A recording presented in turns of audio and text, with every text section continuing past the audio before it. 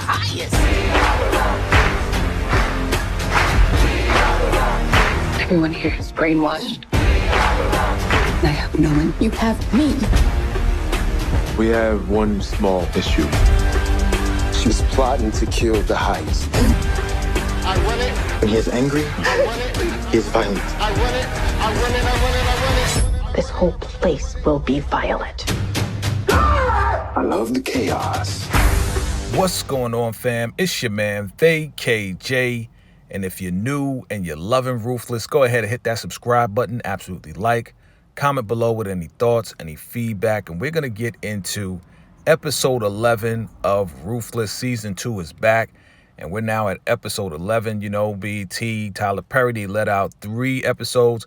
So this is the second episode. We're going to recap this episode right about now. So the name of this episode is Secrets of the Garden, and it says Zane reveals a secret about elder mother Marva to Ruth and Tally, as well as what Lacey and Paula's plans are to escape.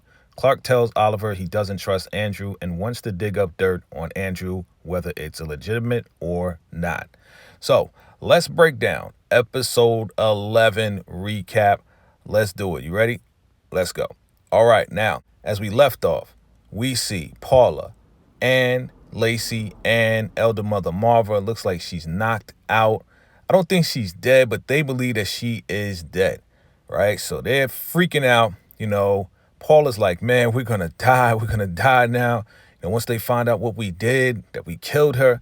So they're really under the assumption that she's dead. You know, I know they were fighting and everything, but it looks like she just hit her head. Maybe she's just unconscious, right? That's probably what's going on. So they're trying to figure out how to get out, you know.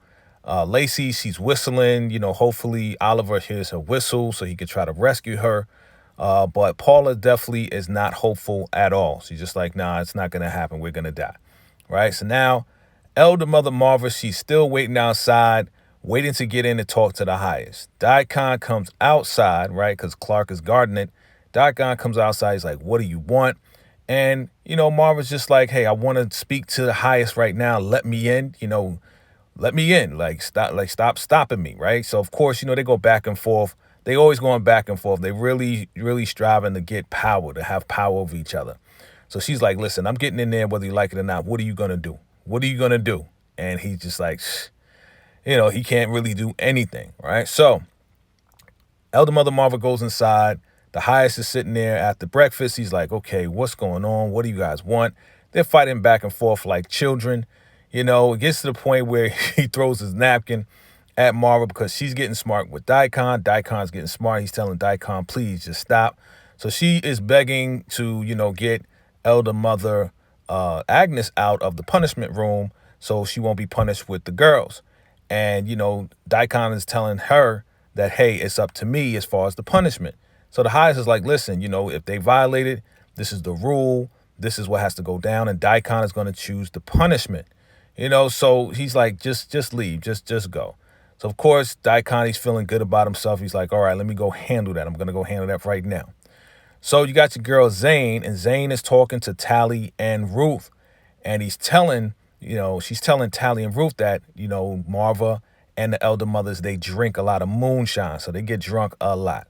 Now we see your boy Clark and Daikon. They're joking about, you know, elder mother Marva and how old she is, how she's messing around with all the guys on the campus. And Daikon didn't even know that, but he's laughing about it, right? So he dismisses Clark.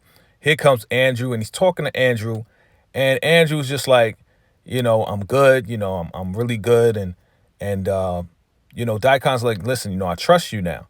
And Andrew is like, listen, I really don't care. Like, he really doesn't care. He's like, listen, you don't believe me anyway, you know? So they're just like telling him about the punishment, and he wants to punish those girls, right? But he's asking him about the car in the back, you know, Lilo's car in the back, because he saw the car. So they go in the back, and Daikon's like, hey, listen, what is that smell? Of course, Andrew is real quick. He's like, oh, that's the downdraft from the bathrooms. The bathrooms are stinking, right? So Daikon's laughing. He's like, yeah, we need to open up the windows so it gets in there and stinks up the car like Lilo is stink too. You know, he's a bad guy, right? So, you know, really, he's like, hey, I think he took the keys with him. So Andrew's doing everything in his power to make sure Daikon doesn't discover that there's bodies in the trunk, but they're still trying to figure out why this is here. So he wants Andrew to do the punishment, but Andrew's like, nah, I can't do it. I can't do it. I can't do it. Daikon said, I'm going to decide. Right. So now we see Ruth and Tally. They're out there in the field. They're talking about escaping. They're really sad about what happened to the people that died, that tried to escape. So they're digging stuff up, and then they look down and they see a robe in the ground. They're like, what is this? What is this? Ruth goes down and they uncover a dead body that was buried. It was one of the people that escaped, and they buried the body right in the ground. They are so disgusted, so scared. They're just like, man, this is crazy. You know, they're burying bodies right in the field so we can see them, so we'll be scared. So they covered the body back up, covered the head back up. I mean, it looks real disgusting, and then they ran off. Now you have Detective Polk, actually Deputy Polk, right? And he's on the phone with Melinda. And he's like, hey, I want you to come by. You know, he's really upset because, you know, the sheriff told him that he was drugged up and everything, and now he's just trying to get her to the house so he can question her about it and really catch her red-handed and try to take her in. Now we go back to the campus, and we got Clark. He's sitting there thinking and everything. Oliver comes over, and they're talking and chatting about everything, and they're still talking about that car, trying to find out where Lilo is. But at the same time, you know, Clark is just like, yo, I really don't like, you know, Andrew. You know, for whatever reason, I think that he's a cop. And Oliver's trying to have, you know, Andrew's back. He's like, nah, you know, I did a bid, and he doesn't seem like he's a cop. But Clark is convinced. He's like, I want to get something on this guy. I really don't like Andrew. I really believe that he is a cop, and he's like trying to infiltrate the Raku, and I'm going to get down to the bottom of it. And of course, Oliver is trying to, you know, just take up for Andrew. Like, yo, I don't believe he is, man. But Clark is like, listen, I'm going to find something on him. I don't care if it's legitimate or not. I'm going to find something on Andrew and get him out of here, because I really think that he's a rat. I really think that he's undercover agent inside. So they're on to Andrew, right? Now we see Ruth and Tally, and they are upset. They run, they sit down. You know, Tally, they're both upset. They're like, listen, we got to get out of here. All they wanted to do was just escape, and they killed him and they buried him. You know, Tally's really freaking out. She's like, listen, I'm so afraid. I'm so alone. I want to get the kids out, our babies, you know, all of that. We don't want anything bad to happen. So they both are just feeling bad about the situation. They don't want to be killed and buried as well.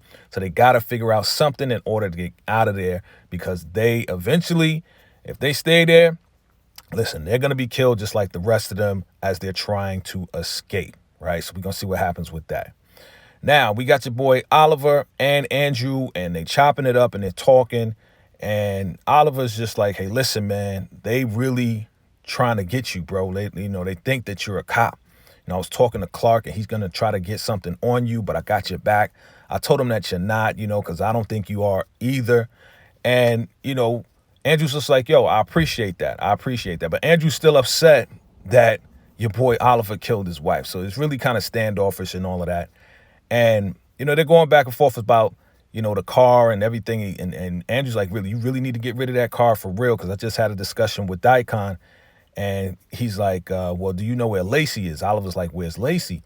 And Andrew's like, yo, I thought you knew. Like, they're in the punishment room right now, man. I don't know how long they've been in there, but they're in a punishment room. And, you know, Oliver's really upset because, you know, Oliver's in love with Lacey. So Oliver's going to try to figure something out. Meanwhile, Lacey back in the punishment room with Paula, whistling out the window, and nobody's coming. Nobody's coming. Oliver's not coming. Nobody's coming. They've been in there probably a day now, right? Probably a day.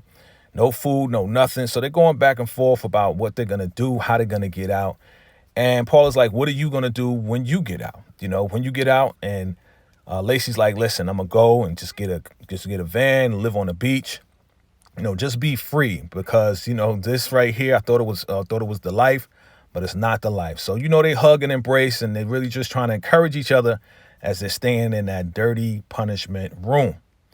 Now you got your girl Melinda and Deputy Polk, and she finally comes to the house. She's trying to comfort him and smooch on him and do all this and that, make him feel good. And he's real standoffish too, because he knows the truth. So he's like, yeah, you know, let me cook you some breakfast. She's like, okay. And he's really like, you know, why did you come on to me? And she's like, yeah, because I like you. You know, like, you're cute and everything, and I want to come on to you. You know, I wanted to come on to you because I think that you're cute, and I wanted to get with you, right? But of course, Deputy's just like, you know what? That's a lie. That's a lie. You're a liar. And she's like, what are you talking about? And, she's just like, listen, they showed me the video footage that you drugged me up, and these guys were coming into the sheriff's office looking through all these papers. Like, what is going on? Like, who are you? And she's like, what are you talking about? I don't, she's in denial.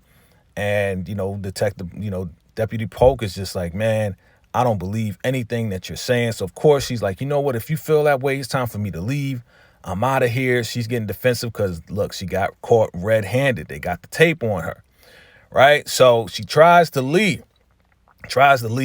He goes after her, and he's like, listen, you're not going anywhere.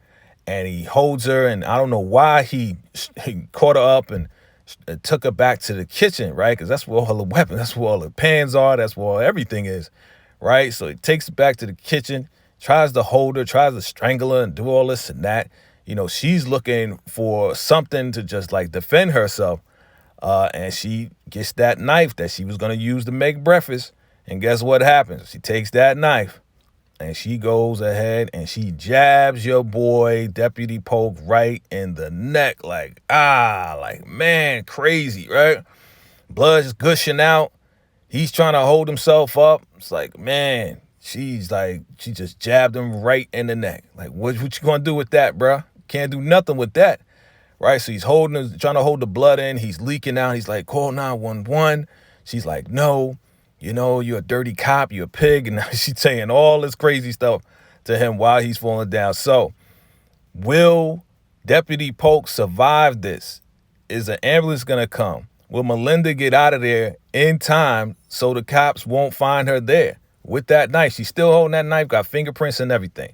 Well, we shall see in the next episode of Tyler Perry's Ruthless Season 2. Yeah, this was a crazy one, right? I'm telling you, it's getting crazier and crazier. So definitely drop your thoughts, your theories, what you think is going to happen. If I missed anything, definitely jot that down below. Put that in the comment box. But definitely look out for the next recap, episode 12 of Tyler Perry's Ruthless Season 2. And you know what it is. It's your man, VACAY-J. I'm out. Salute.